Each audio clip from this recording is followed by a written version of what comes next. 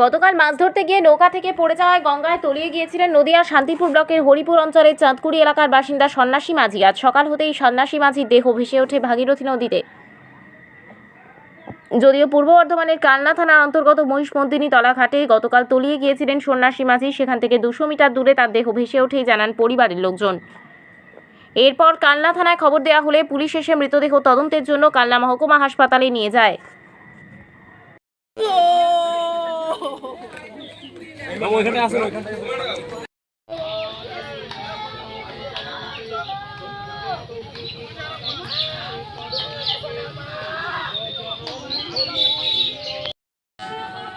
এই গ্যাস সমান করে তুলবি সবাই মিলে।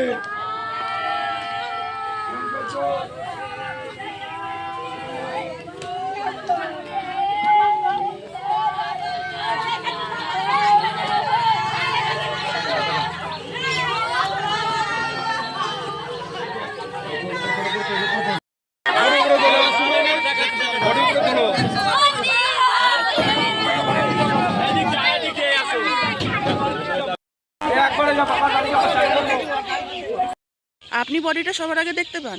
না, আমরা দেখতে পাইনি। এই কাল্লারই একটা লোক দেখেছিল, তা আমরা গিয়ে নিয়ে আসলাম, নৌকা চালিয়ে গেলাম, গিয়ে নিয়ে আসলাম এই জায়গায়। আপনাকে ডাকে তখন দেখে? ডাকে, আমাদের নাম ধরে ডাকছিল, প্রদীপ, এই মাদাই, এখানে আয় তাড়াতাড়ি ভেসে উঠেছে।